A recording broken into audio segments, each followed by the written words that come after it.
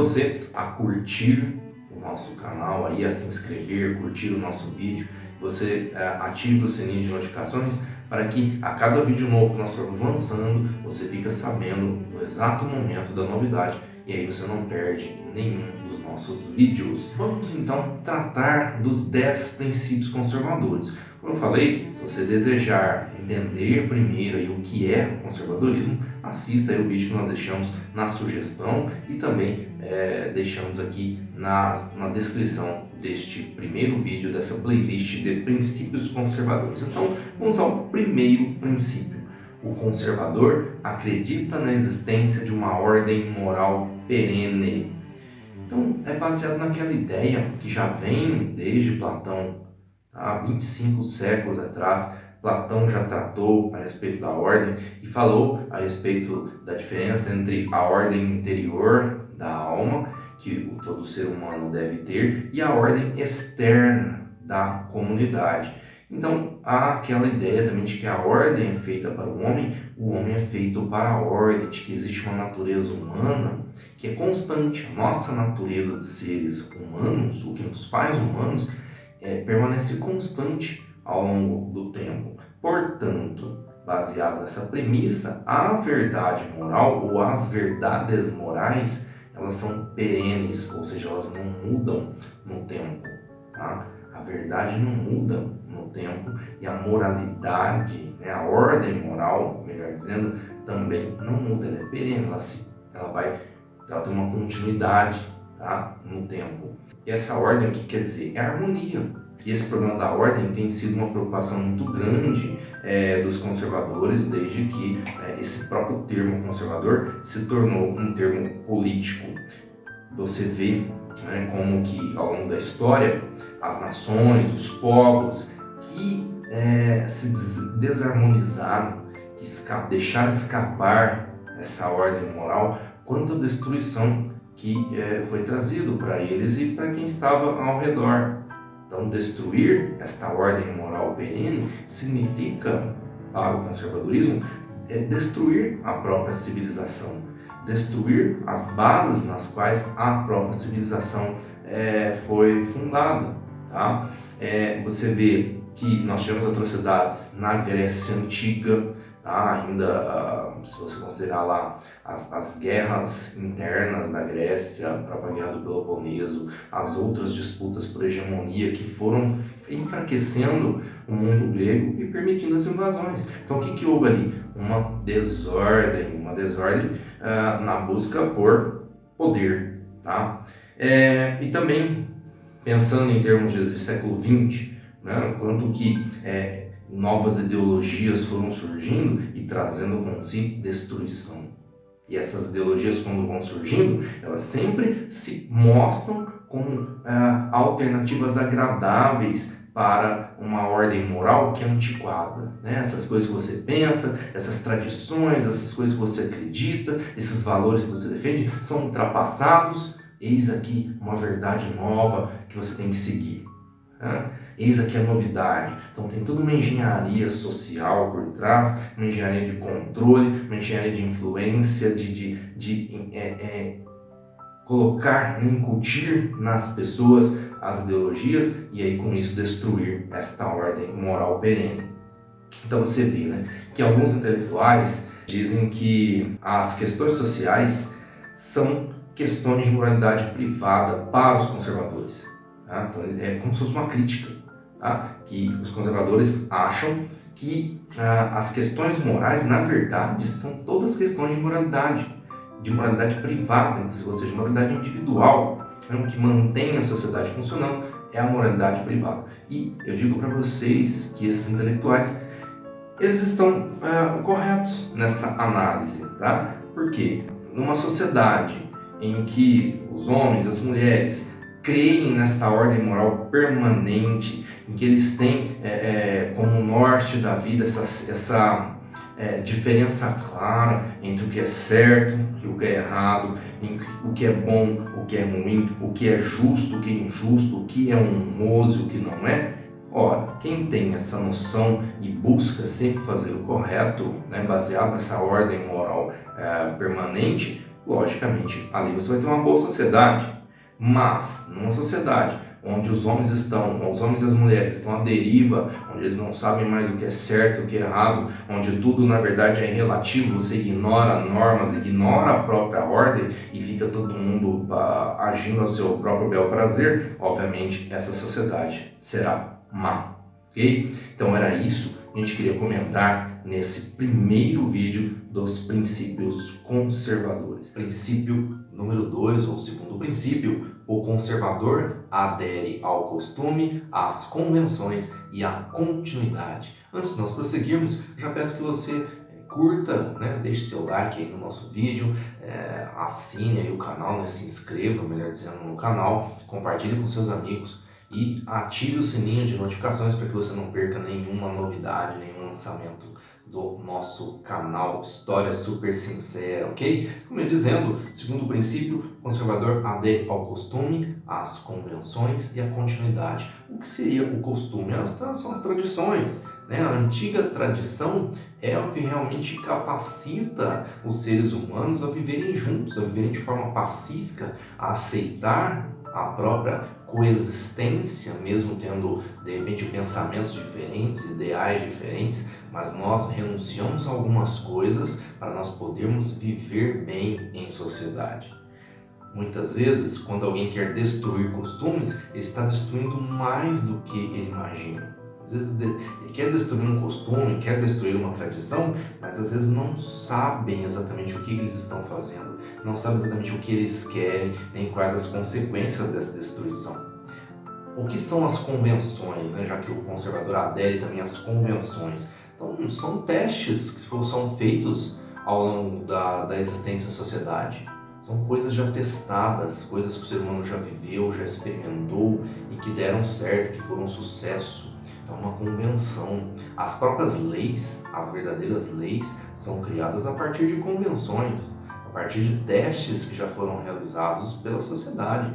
São experiências dos seres humanos acumuladas e vistas como corretas, vistas como algo que fez com que a sociedade permanecesse, com que houvesse uma evolução e um progresso dentro da sociedade. Okay? Então, os fundamentos da lei são fundamentos que têm que ser baseados em convenções. Okay? E a questão da continuidade é o que? Você vincular as conquistas, vincular as tradições, vincular essas convenções no tempo, geração após geração, aquilo que é bom permanece, certo? As convenções, as tradições que vão sendo criadas, que vão sendo experienciadas pelas sociedades humanas, elas vão permanecendo, elas vão se perpetuando no tempo, ok? Então, toda vez que você tenta, por meios revolucionários, apagar tradições, apagar convenções, ou você tenta impedir a continuidade daquilo que é bom, a continuidade daquilo que está correto, você está provocando então uma reação da disposição conservadora, uma reação daqueles que se sentem conservadores, porque o conservador dá muito valor à tradição, dá muito valor às convenções e dá muito valor à continuidade. Essa questão de defender essas três esferas vem daquela ideia de que os conservadores preferem o diabo conhecido ao diabo que não conhecem. Isso vem lá do Michael Oakeshott, até aqui citado pelo professor João Pereira Coutinho. Ser conservador, então, é preferir o familiar ao desconhecido, o testado ao nunca testado, o fato ao mistério, o atual ao possível. É preferir o limitado ao ilimitado, o próximo ao distante, o suficiente ao abundante, o conveniente ao perfeito, o riso presente à felicidade utópica. É melhor, então, para a disposição conservadora, você ficar com aquilo que já existe, ficar com aquilo que já foi experimentado. Claro que um outro pensador, Edmund Burke, vai alertar, vai lembrar dessa necessidade da mudança. Claro, nós não defendemos, o conservadorismo não defende uma estagnação permanente. Pelo contrário, a mudança tem que acontecer, mas ela precisa ser feita com prudência, sem necessariamente você destruir as coisas boas. Quando você tem uma casa e ela está com algum problema, é um vazamento num cano, um problema elétrico, você vai lá e dá manutenção. Uma casa está com a pintura velha, muito suja, enfim, você vai lá e dá manutenção, você pinta novamente a casa. Quando a casa precisa de uma manutenção, você não vai destruir a casa inteira e construí-la novamente, começá-la do zero, como muitas vezes revolucionários pensam em fazer. A mudança necessária, ela precisa acontecer, mas ela deve ser gradual, discriminada, nunca quebrando antigos interesses imediatamente. Então eram essas ideias que eu queria passar para vocês nesse segundo episódio da série dos 10 princípios conservadores. Agora tratando aí do episódio 3, ou melhor, do terceiro princípio, que é exatamente esse, ó. Conservadores acreditam no que pode ser chamado princípio da prescrição. Vamos tentar entender o que é isso? Que os conservadores acreditam no chamado princípio da prescrição. Lembra daquela analogia segundo a qual os homens modernos, os homens da atualidade, eles são anões nos ombros de gigante. Nós somos anões nos ombros de gigantes. E aí nós conseguimos enxergar longe, nós conseguimos enxergar hoje muito melhor, ou ter uma vida melhor, do ponto de vista do progresso material, tecnológico e tantas benesses que nós temos na atualidade, comparando com o passado, que nós devemos isso àquilo que os homens do passado foram construindo a duras penas, aquilo que a espécie humana foi conquistando ao longo do tempo. Tá? Então, esses gigantes são os homens e as mulheres do passado que construíram e foram construindo lentamente o mundo em que nós vivemos, o mundo em que nós estamos, pelas suas ideias, pelo seu trabalho, tá? Pela sua inventividade, criatividade, pela sua persistência, pela sua perseverança. Então, lógico, por causa disso, os conservadores quase sempre enfatizam essa importância da prescrição, ou seja, dessas coisas estabelecidas pelo uso imemorial, por aquilo que já está reconhecido, tá? Desde a antiguidade, desde tempos imemoriais. Nós temos regramentos morais, comportamentos morais que estão aqui há séculos e séculos, talvez há milênios, e são esses comportamentos, são esses regramentos que fizeram com que a sociedade permanecesse, com que a sociedade permanecesse e também que ela tivesse um processo evolutivo do ponto de vista moral, do ponto de vista material. Não há, segundo o conservadorismo, possibilidade de você fazer grandes descobertas novas na moral, entendeu? Grandes descobertas novas na política. As coisas já estão estabelecidas. O que é certo, o que é errado, o que é belo, o que é moral, já está estabelecido pela humanidade. Existe aquela ideia de que o indivíduo é tolo, mas a espécie é sábia. Então a espécie humana foi construindo este mundo para que ele chegasse ao que ele é hoje. Não foi um indivíduo que fez isso, entende? É desse ponto de vista que nós estamos falando. E, é claro, em política especialmente, é melhor, nós fazemos melhor obedecendo ao precedente, a coisas que já foram experimentadas e deram certo, e muita coisa deu certo. Senão nós não teríamos chegado aqui, senão nós não teríamos esse tanto de nações, com bilhões de pessoas, com crescimento material e tecnológico. Claro que falta muita coisa, claro que há desigualdade, que há casos de injustiça, mas comparando com o que o mundo já foi, comparando com a vida, o estilo de vida, com acesso a conforto, a saúde, a educação, enfim, a qualquer coisa que você pensar, comunicação, transporte, enfim, saneamento e tantas coisas que eu poderia pensar aqui. Então, comparando nós, na atualidade, com esse passado, não tem como você chegar aí à conclusão de que há muita coisa nova a ser realizada ainda, tá bom? Então é isso, e isso não foi feito por uma pessoa, essas coisas vão sendo criadas a duras penas ao longo de um grande período. em longa duração. Bom, então é isso, nós temos uma sabedoria prescritiva, uma sabedoria precedente que é muito maior do que qualquer insignificante racionalidade particular. Em resumo, é isso que é a crença nesse princípio da prescrição, valorizar aquilo que já foi construído pela espécie humana ao longo de tantos e tantos milênios, né? Construído a duras penas. E hoje nós somos homens modernos, caminhamos no ombro de gigantes. Claro, podemos descobrir coisas novas, podemos continuar evoluindo como seres humanos, melhorando a cada dia, mas nós já sabemos, no nosso íntimo, o que é certo, o que é errado. Nós já sabemos ser éticos, tá? De forma real e verdadeira. Sempre precisa se descobrir novamente o que é ética e o que é moral. É isso. Hoje, trabalhando aqui um pouco com o quarto princípio, que é exatamente esse: conservadores são guiados por seu princípio de prudência. O que é ser prudente? É ser uma pessoa cautelosa, uma pessoa que toma cuidado com aquilo que vai fazer, toma cuidado com aquilo que diz. Tá? É uma virtude, né? A virtude da sensatez, de medir as consequências de tudo que é feito, de tudo que é dito. Tá? O próprio Platão dizia que o homem de Estado ele tem na prudência, tá, a sua maior virtude. Inclusive o Burke concorda com essa ideia do Platão. Então, por exemplo, o político, né, o homem que tem um poder político, sempre que ele vai tomar uma medida, ele não deve tomar uma medida que vai influenciar uma cidade, um país inteiro, o que seja.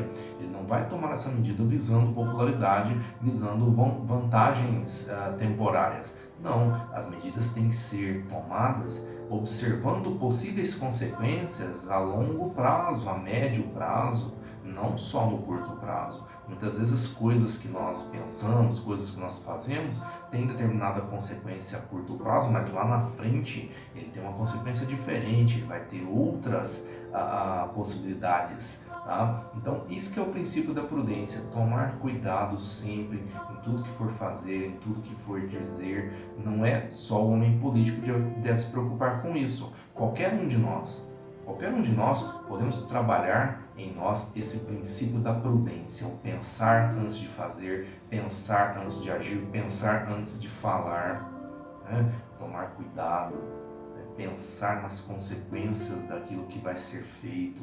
Parece repetitivo, mas tem que ser repetitivo para entrar na nossa mente. Quantas vezes as pessoas, em busca de resolver um problema, governos mesmo correm muito nesse erro, em busca de resolver um problema, você acaba criando um outro problema maior ainda em cima daquele problema anterior. Então, em vez de você resolver o problema, você aumenta o problema. Por quê? Porque muitas vezes se faz sem pensar, se faz sem cautela, na ânsia de resolver o problema. Então, quando você pensa nas consequências, quando você tenta prever as consequências, você tem uma chance menor de errar. Não há garantia das ações humanas, tá? Não há garantia de que vai dar certo. Tá? Mas sem a prudência você tem maior possibilidade de cometer erros. Você não pode, numa sociedade complexa, e a sociedade humana é complexa, criar remédios simples, curas simples para problemas complexos. Não adianta você fazer reformas repentinas, reformas profundas do nada, tá? Porque seria tão perigoso quanto fazer uma cirurgia repentinamente, uma cirurgia sem planejamento, sem pensar, sem nada, né, no susto, tá? Fazendo aqui só uma pequena analogia, tá? Bom, era esse, né, um pouco aí da nossa reflexão sobre o quarto princípio, o princípio da prudência que todo conservador deve ter, mas na verdade qualquer ser humano tem que ter o princípio da prudência, tem que ter essa virtude cravada aí no seu coração, nas suas atitudes. Valeu? Então, o princípio conservador, neste quinto episódio, é exatamente esse: conservadores prestam atenção ao princípio da diversidade. E o que significa isso? Há uma certa afeição, tá, pelas instituições sociais de longa data, por aquilo que funciona na sociedade há muito tempo. aos modos de vida, aos modos variados de vida, às várias culturas, aos vários padrões de comportamento, de acordo com o local, de acordo com a geografia e a história de cada um desses lugares, de cada um desses povos. E o conservadorismo tende a ver a uniformidade como algo estreito, tende a ver o igualitarismo como algo sufocante até. Tá? Você criar um padrão único para a humanidade, de como a humanidade deve ser, de como todos devem se comportar e pensar, parece algo ruim para o conservador.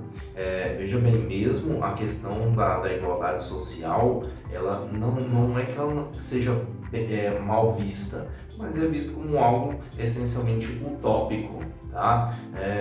Como que você vai ter igualdade social em um mundo em que as pessoas são tão diferentes, as disposições são diferentes, as disposições para o trabalho, a questão dos talentos, nós temos talentos variados, diferentes, a força de vontade das pessoas muda de pessoa para outra, há inúmeras condições naturais do próprio ser humano que impedem essa igualdade. E tem muito a ver com a disposição da pessoa, não é só a questão das oportunidades que surgem. E mesmo quando surgem oportunidades, pessoas diferentes agarram ou não agarram a essas oportunidades. E quando agarram essas oportunidades, elas agarram de uma forma diferente. Então, enfim, esse é o princípio da diversidade, reconhecer que os seres humanos são diferentes entre si em vários aspectos.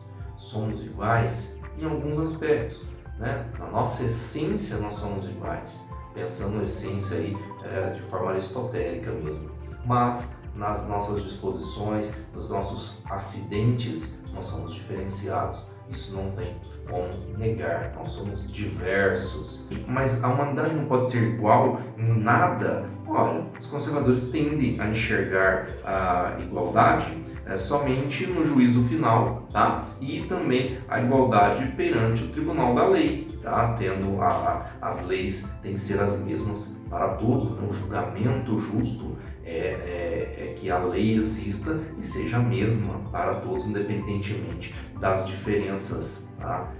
Pessoais. No máximo isso. É o princípio número 6. Conservadores são refreados por seu princípio de imperfectibilidade. Vamos entender o que é isso? O reconhecimento. Tá? O conservadorismo reconhece que a espécie humana é imperfeita, que a natureza humana ela não é perfeita, ela não é necessariamente boa. Tá? Então nós cometemos faltas muitas vezes graves como seres humanos.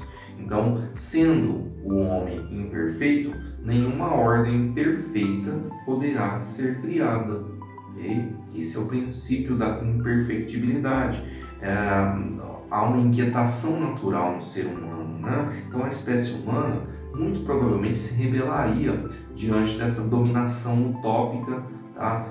Que criaria uma ordem social perfeita. Tá? Ou então haveria violência que acabaria terminando por um querer assumir o poder no lugar do outro. Tá? Então, enfim, que é também algo que eu poderia ter falado no vídeo anterior, quando nós falamos do princípio da diversidade.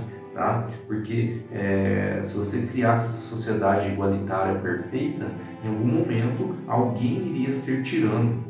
Porque faz parte do ser humano muitas vezes cometer o erro, e ser acometido pela ambição, por exemplo, tá? E outros tipos de problemas que poderiam acontecer. Tá? Bem, o que podemos esperar então?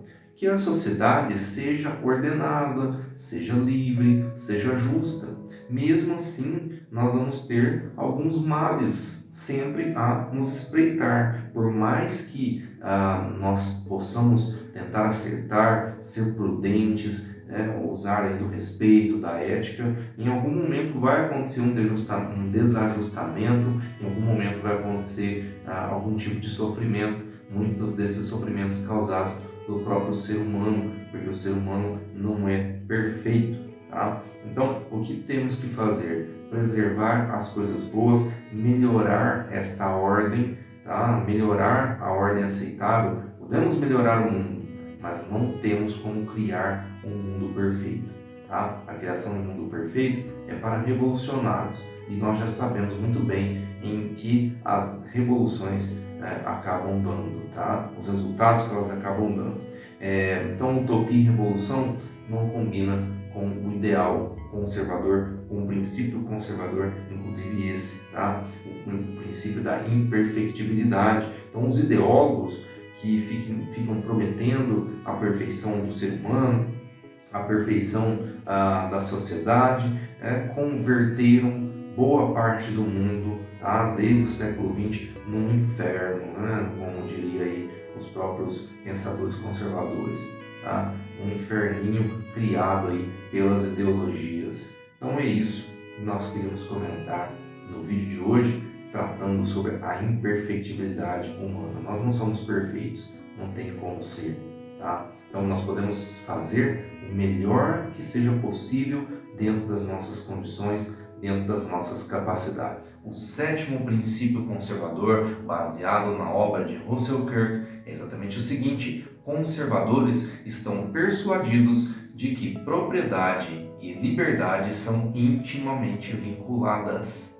Então, é a ideia de que a propriedade privada, ela traz consigo a liberdade. Ela possibilita não apenas o progresso econômico, mas ela dá ainda mais uma base econômica sólida para a pessoa, para a família, para a comunidade. Isso tudo é muito desejável sob o aspecto conservador, sob o aspecto, o ponto de vista dos conservadores. Os conservadores sabem que a propriedade, a posse da propriedade, ela estabelece obrigações sobre o proprietário, obrigações morais, obrigações legais, e eles aceitam alegremente essas obrigações porque sabem dos variados benefícios que essas obrigações, o cumprimento dessas obrigações em relação à propriedade vão trazer, como eu já disse,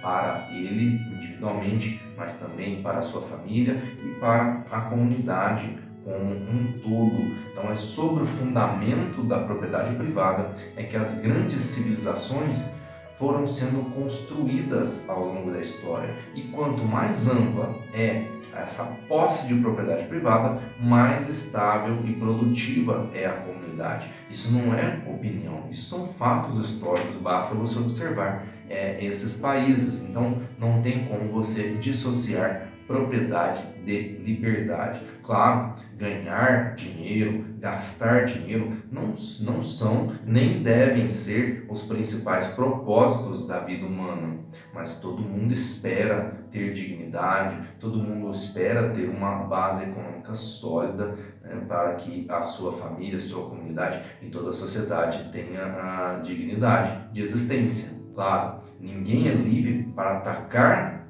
a propriedade, ninguém é livre para atacar a ideia de propriedade privada e ao mesmo tempo dizer que valoriza a civilização, porque não tem como você desentrelaçar a ideia de propriedade privada com a ideia de civilização. Uma coisa puxa a outra, tá? Como nós já observamos, quem tem aí acompanhado as lives de leitura do livro Uma Breve História do Homem, do Hans Hermann Hoppe, ok? Então, é isso. Você tem aqui uma série de benefícios que eu separei, que o Kirk vai trazendo para nós a respeito das vantagens, dos benefícios difíceis de você negar, quando você defende a ideia de propriedade privada. Então, olha lá, ela tem sido, a propriedade privada tem sido um poderoso instrumento para ensinar responsabilidade a homens e mulheres, por prover motivos de integridade, por estimular a cultura geral, por elevar a espécie humana acima do nível da mera labuta, por fornecer tempo para pensar e liberdade para agir, como aconteceu exatamente quando as primeiras propriedades foram se tornando privadas, ainda lá no tempo do Neolítico. Então você vê que a ideia de propriedade tornou possível para o ser humano valorizar o seu próprio trabalho, valorizar os frutos do seu próprio trabalho, né? Enfim, observar que seu trabalho era duradouro, observar que aquilo que ele tinha poderia ser legado para os seus filhos, ser legado para alguém na prosperidade, não necessariamente seus filhos também, né? Então é disso que nós gostaríamos de tratar neste vídeo de hoje. Conservadores apoiam a associação voluntária tanto quanto se opõem ao coletivismo involuntário. Vamos tentar entender o que é isso?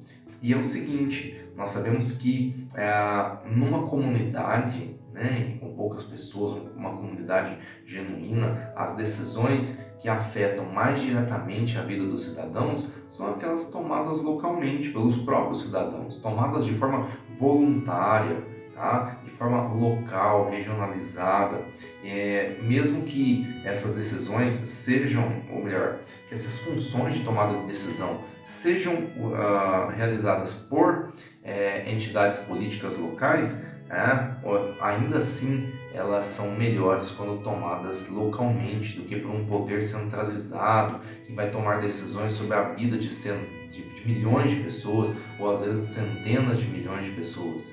Tá? Então, por quê? Porque muitas vezes são decisões que não são baseadas no que é a realidade de cada lugar, de cada particularidade, né, que há num grande país, por exemplo. Então, muitas vezes nós temos que obedecer regras de comportamento e coisas do tipo tomadas a centenas de quilômetros, a milhares de quilômetros de nós. Okay?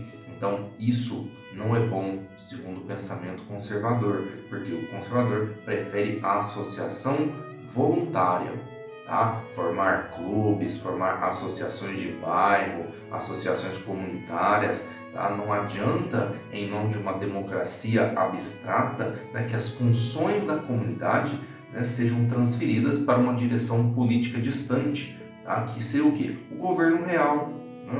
Então, por quê? Porque haverá uma padronização hostil à liberdade, uma padronização hostil à dignidade humana. Porque imagine você pegar um país do tamanho do nosso, por exemplo, e querer tornar todos iguais, né, do ponto de vista cultural mesmo, de comportamento, ou você tomar a mesma decisão a respeito de algum assunto, de algum aspecto que tenha valor para todos, em todas as regiões, em todos os estados, de um país gigantesco como é o Brasil. Então, estou só usando aqui o exemplo do Brasil. Uma nação, segundo o conservadorismo, ela não é mais forte do que as numerosas pequenas comunidades das quais essa mesma nação é composta, ok? Mesmo que você tenha uma administração aí com administradores selecionados, né, com servidores civis bem intencionados, bem treinados, ainda assim ele não pode, né, essa estrutura de administração central não pode oferecer justiça, prosperidade e tranquilidade sobre uma massa de homens e mulheres despojados das suas antigas responsabilidades. Então, o homem inserido numa comunidade, ele vai ser prudente, ele vai ser protetor daquela comunidade, das características daquela comunidade, da vida social que há ali, ok? Então, desempenhando as nossas obrigações dentro de uma comunidade que nós vamos aprendendo a trabalhar a prudência, que nós vamos treinando a eficiência e a própria caridade, o amor mútuo, o respeito, a ética, ok? Uns com os outros. E quando você já tem um poder central fazendo isso por você, ou teoricamente intencionado a fazer isso para você, nem sempre conseguindo, você vai abandonando algumas dessas obrigações, algumas dessas responsabilidades. Então, muita gente, por exemplo, deixa de fazer caridade, deixa de ajudar ao próximo, porque fica esperando que um governo vá ajudar, certo? Eu passei por uma experiência assim, andando com um amigo uma vez, numa outra cidade até, e aí tinha uma pessoa, né, um mendigo pedindo esmolas, e eu passei e dei algumas moedas ali, tinha alguns trocados ali de moedas de R$1, de 50 centavos, e tirei aquilo do bolso e coloquei na latinha ali da pessoa, e o amigo disse o seguinte: olha, é ruim você ajudar pessoas assim, a obrigação de ajudar essas pessoas é do governo. Então veja só, né? Como que faz esse efeito. Você perde até o seu senso de caridade, porque você fica esperando sempre que alguém, né, no caso o governo, vá resolver o problema. Então, voluntariamente você ajuda, voluntariamente você faz o bem, e não fica esperando que associações involuntárias, né, que o coletivismo involuntário vá consertar o mundo. O conservador compreende esta necessidade de uma restrição prudente sobre o poder e sobre as paixões humanas. Vamos entender um pouco sobre isso? Bem, falando politicamente, o que seria poder? Poder é a capacidade de fazer algo que alguém queira, tá? Indiferente à vontade alheia. Então, eu ter poder é eu fazer o que eu quiser, tá? Independente do que os outros queiram a respeito disso que eu quero. Bom, ora, um estado onde você tem um indivíduo ou um pequeno grupo que é capaz de dominar as vontades de seus companheiros, de todos os que os cercam, sem consulta, é com certeza um estado despótico. Por mais que você chame ele de monárquico, ou de aristocrático, ou de democrático, se o poder é exercido desta maneira, por um pequeno grupo apenas, ou por um indivíduo, por um único partido, então nós temos aí, né, na verdade, características de um poder despótico. Então, o conservadorismo, ele empenha-se em limitar e equilibrar o poder político, para que não haja esta concentração de poderes nas mãos de uma pessoa só, nas mãos de um único partido. A gente sabe onde que vai dar quando fica o poder nas mãos de uma única pessoa, ou de um único partido, de um único pequeno grupo. Vai surgir um tipo de tirania, vai se encaminhar para um regime totalitário, tá? Tal como nós já tivemos aí na história da humanidade. Então, por quê? Em cada época, tanto homens quanto mulheres são tentados, né, a derrubar as limitações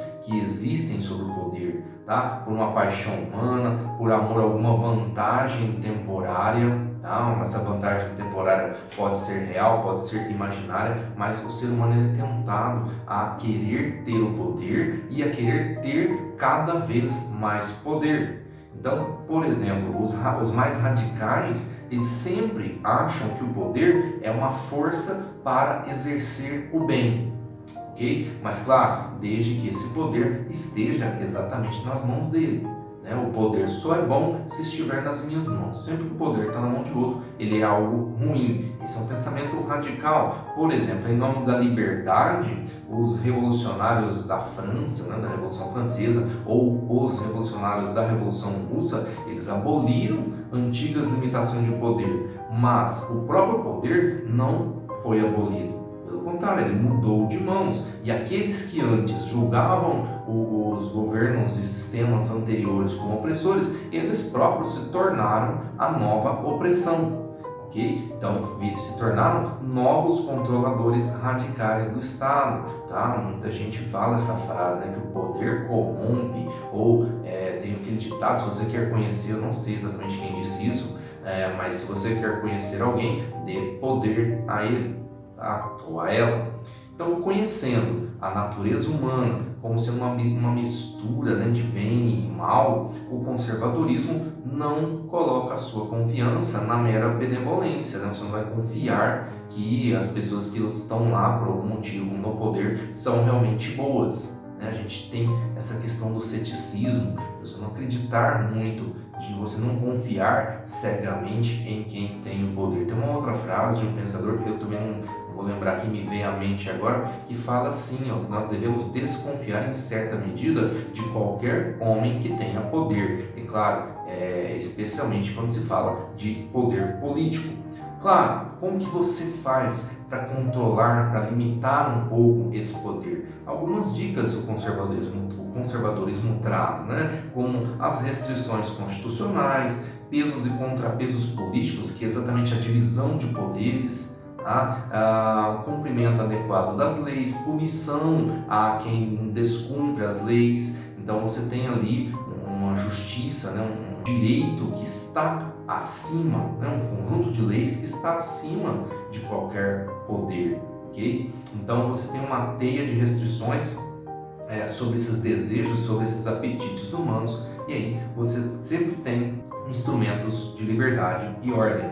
Então, um governo justo mantém uma saudável tensão entre a afirmação da autoridade e a afirmação da liberdade, sempre evitando os excessos de poder, sempre evitando que o poder fique concentrado, porque realmente um poder concentrado, às vezes quase limitado, não tem como dar certo, tá? Dada as dificuldades das paixões humanas, da natureza humana, que nem sempre é boa, tá bom? Então era isso, um pouco aí das reflexões que nós queríamos fazer sobre este nono princípio, a questão da restrição prudente sobre o poder e sobre as paixões humanas. Então vamos aí, o 10º princípio: o pensador conservador entende que permanência e mudança devem ser reconhecidas e reconciliadas numa sociedade vigorosa.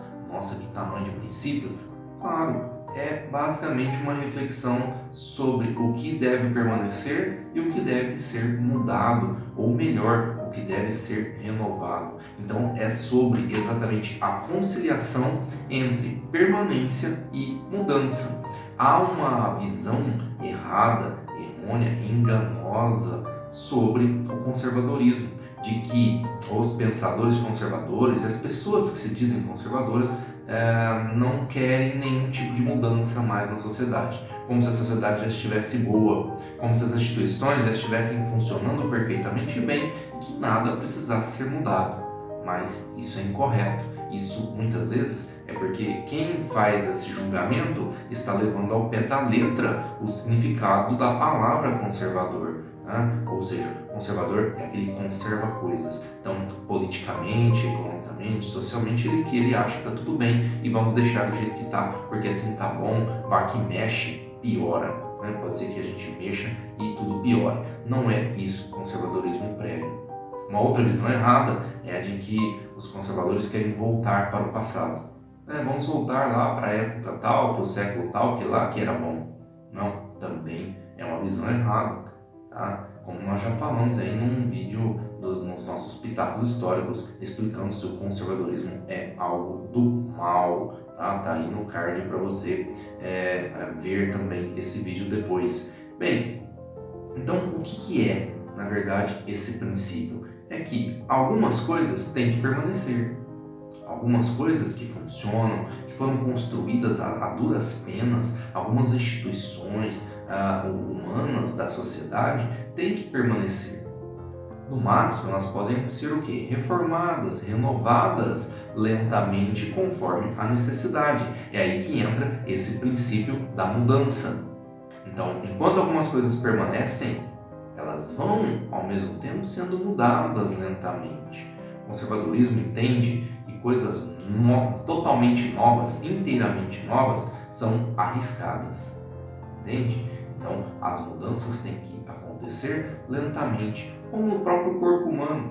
Um corpo que, para totalmente de se renovar, na verdade, ele começou a morrer. Quando o ser humano começa a praticar alguma coisa, começa a praticar um esporte, ele não vai ficar bom naquele esporte de um dia para o outro.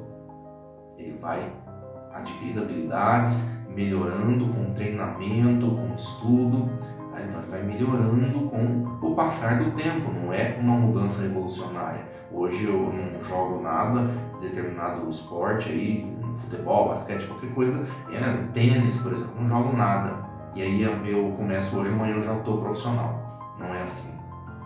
E com a sociedade também não é assim, né? Você não adianta, você vê que muitas pessoas no desejo de ter um corpo perfeito, né, um corpo torneado, musculoso, definido, não tem paciência de ficar lá, né, por horas numa academia treinando os seus músculos e por vários dias, por vários meses, até anos, até conseguir conquistar aquele corpo. Muitas pessoas acabam recorrendo até a drogas, né, para conseguir, né, injetam hormônios e usam aí de vários artifícios para conquistar um corpo que na verdade é artificial e que aquilo, na verdade, pode deixar a pessoa doente. também é assim com a sociedade. Não dá para você conquistar essa sociedade ideal. Não dá para fazer uma revolução e fazer com que surja na sociedade um paraíso terrestre. Isso é um pensamento revolucionário.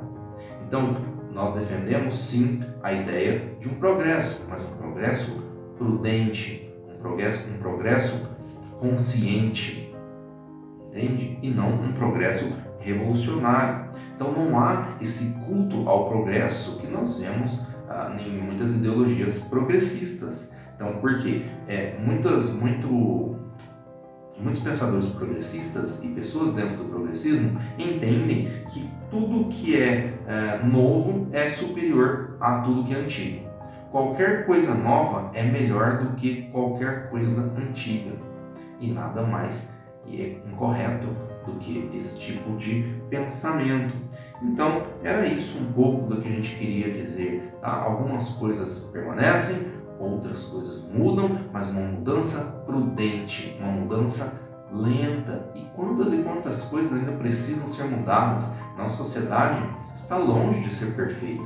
E é bem provável, considerando a natureza humana, considerando as complexidades do pensamento, as complexidades gerais que há na sociedade, em como as nações se comportam, é muito improvável que um dia a gente atinja essa sociedade perfeita, esta ordem social e moral perfeita. Então, enquanto nós estamos aqui, enquanto a sociedade está de pé, nós conservamos aquilo que precisa ser conservado e vamos mudando aquilo que precisa ser mudado.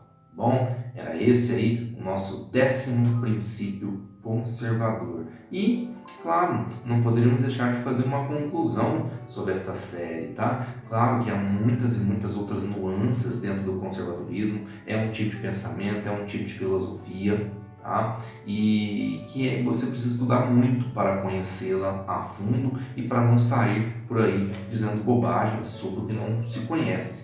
Muitas vezes nós caímos nesse erro de falarmos sobre coisas que nós não sabemos, de opinarmos, de meter o bico ali em coisa que nós não temos nem a noção. Tá? São muitas palavras que às vezes nós usamos sem conhecer o significado. E conservadorismo tem sido uma delas. A gente vê o tempo inteiro essa palavra sendo usada, tanto por pessoas que se dizem conservadoras, mas não são e nem sabem o que isso significa, como também com pessoas que são contra e não conhecem, não gostam e usam essa palavra de forma pejorativa e até então ofendendo, Eu já brinquei com algumas pessoas que conservador, dependendo da forma que é usado como um xingamento por aí, É uma ofensa. Você quer xingar alguém, você chama a pessoa de conservadora, tá? Então, é preciso estudar. Os nossos 10 princípios são uma introdução a esse pensamento e você pode se aprofundar, tá bom? Foi um prazer estar com vocês nesta série e quem não assistiu ainda os outros vídeos, aproveite e assista, tá? Tá aí para você também a lista, no final aparecendo já dos 10 princípios conservadores. Valeu? Até nossos próximos vídeos.